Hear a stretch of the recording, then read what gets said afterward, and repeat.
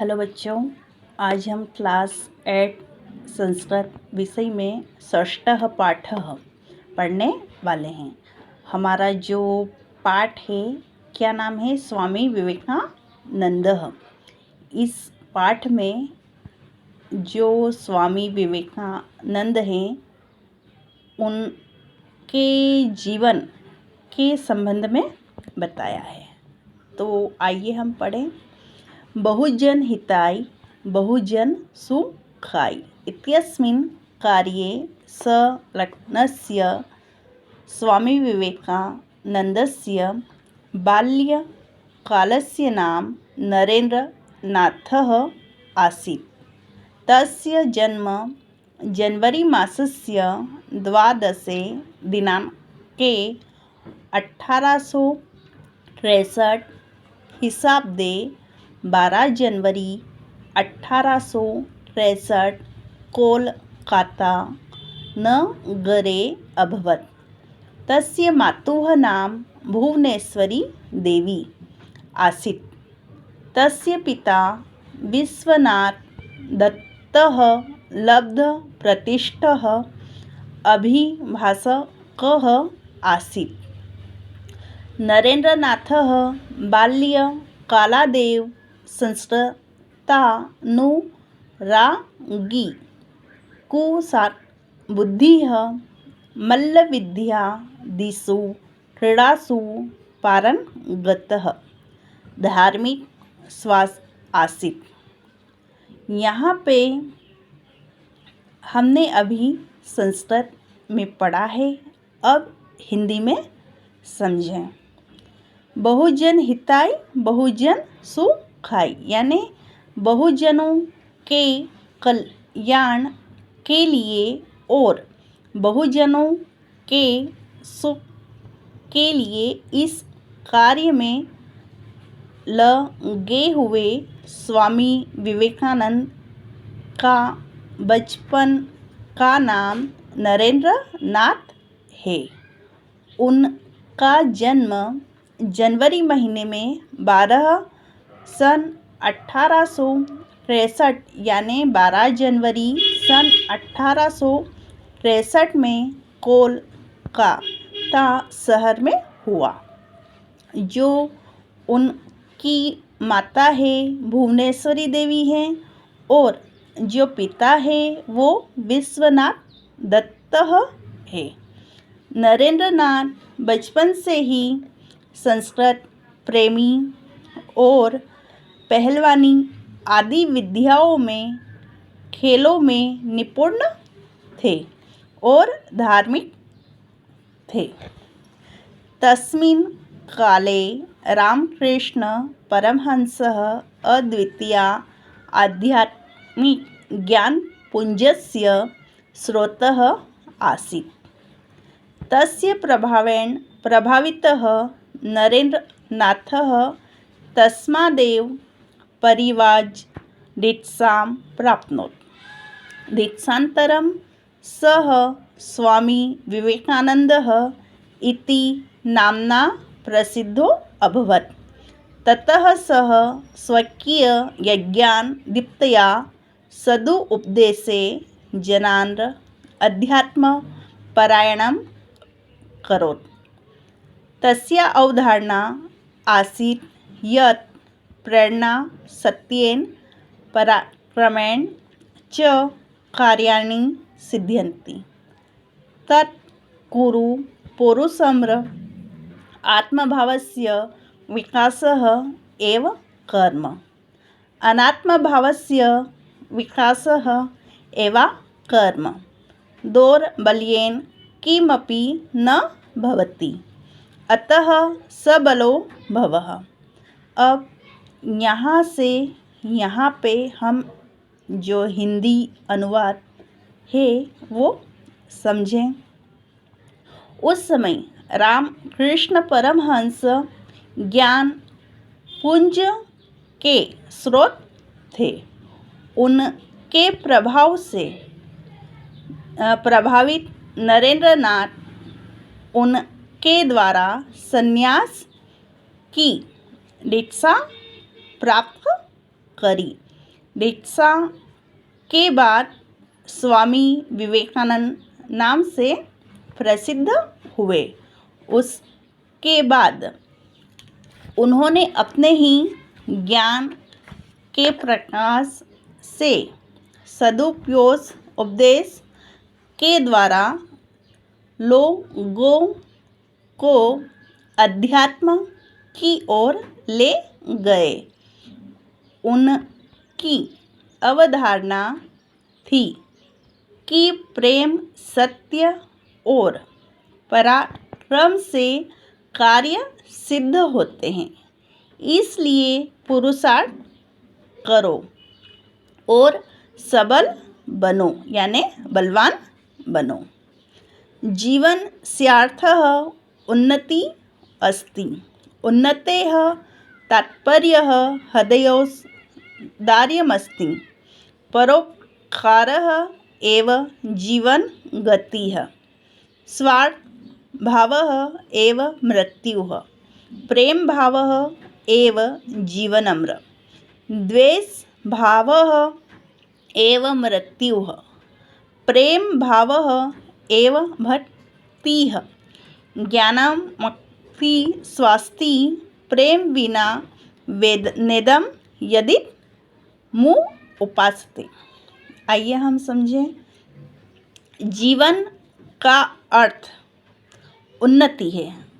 उन्नति का तात्पर्य जो हृदय है उसमें उदारता है। परोपकार से ही जीवन की गति है। स्वार्थ भाव से ही मृत्यु है। प्रेम भाव ही जीवन है। ईर्ष्या भाव ही मृत्यु है। प्रेम भाव ही भक्ति और ज्ञान मुक्ति है। प्रेम के बिना यह नहीं जो यह उपासना करते हैं। फिर है सर्वदा नारायणो सेवितव्यः यतो हि बुभुक्षितः दीनः उपेक्षितः दिव्याङ्गजनः दुर्बलः एव साक्षादीश्वरः। अतः एतेषाम् उपासना एव ईश्वरस्य साधना अस्ति। सब प्रकार से भली भांति जो गरीब असहाय है उनकी सेवा करनी चाहिए, और जो भूखे प्यासे हैं, अपने शरीर से परेशान हैं, बीमार हैं, उनकी सेवा हमें करना चाहिए। अतः सेवा करना ही ईश्वर की पूजा करने के समान होती है। चारित बलम धार्यत अनेनैव सर्वत्र विजयो भविष्यति। दाता भव प्रतिग्रहणस्य कामनां मा कुरु। वसन् वल्लोहितं चरत्। परोपकारः परम पवित्रं कार्यम् अस्ति। परोपकारेण चित्तं शुद्धयति। अनेनैव ईश्वर प्राप्तिः संभवा।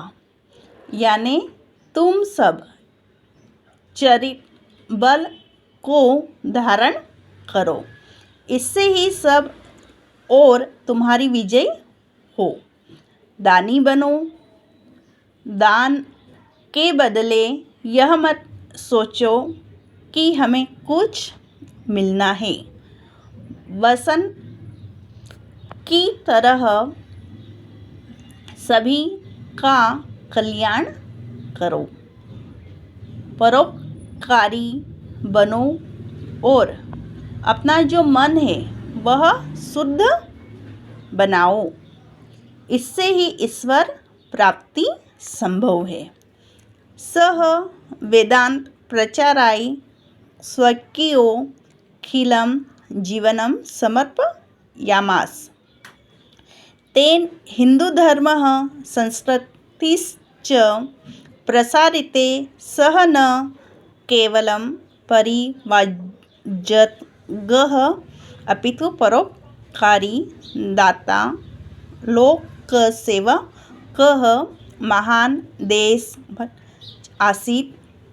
शिकागो नगरे विश्वधर्मसम्मेलने सः भारतस्य प्रतिनिधिः अभवत्।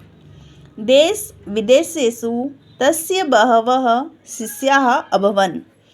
आरङ्गलदेशीया कुमारी नोबल या अनन्तरं भगिनी निवेदिता इति नाम्ना प्रसिद्धा। तस्य प्रिया शिष्याः अभवत्। सः यूनां कृते विशिष्टप्रेरकः प्रदर्शत् चासीत्। भारतीयस्वातन्त्र्यसङ्ग्रामे अपि तस्य ऊर्ज्वलानि भाषणानि स्वाधीनतासैनिकानां कृते प्रेरणास्पदानि अतिष्ठत्। जागरत् प्राप्य वरानि बोधत् इत्युपनिषदः ध्येयवाक्यं सह जीवनो अधार्यत, है ना। अब हिंदी में, उन्होंने वेदों के प्रचार के लिए अपने संपूर्ण जीवन को समर्पित कर दिया। उससे हिंदू धर्म और संस्कृति का प्रसार हुआ। वे केवल सन्यासी ही नहीं अपितु परोपकारी, दानी और महान देशभक्त भी थे। शिकागो शहर में विश्व धर्म सम्मेलन में वे भारत के प्रतिनिधि थे। देश विदेश में उनके बहुत से शिष्य बने। इंग्लैंड देश में कुमारी नोबेल, जो अनंतर में बहन निवेदिता के नाम से प्रसिद्ध हुई, वे उनकी प्रिय शिष्या थी, है ना। फिर है, वे युवाओं में प्रिय थे। उन्होंने युवाओं में अपना विशिष्ट प्रेरक भाषण दिया और उन्होंने अपने जो सेनानी हैं उनसे बोला, तुम सब उठो और बढ़ो, है ना, और मन में ऐसा विचार लाओ। ये ध्येय वाक्य को उन्होंने जीवन में धारण किया। फिर है, अहर्निशं ब्रह्मा कर्म साधनां साध्यमानः एव जुलाई मासस्य चतुर्थे दिनाङ्के 1902 ख्रीष्टाब्दे 4 जुलाई 1902 सः ब्रह्मलीनो जातः। सः न केवलं भारते अपितु विश्वेष्वपि प्रसिद्धः। तेन भारतस्य प्राचीनगौरवं विदेशेषु स्थापितम्। रवीन्द्रनाथ टैगोरः कथयति यत् यदि कोऽपि भारतीयसंस्कृति ज्ञातुमिच्छति तर्हि प्रथमः तेन स्वामी विवेकानंद विषये पठितव्यम्।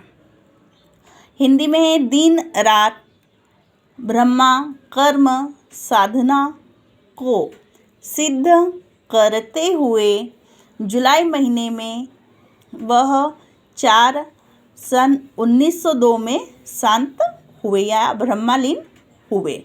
वे न केवल भारत में अपितु विदेशों में भी प्रसिद्ध हुए।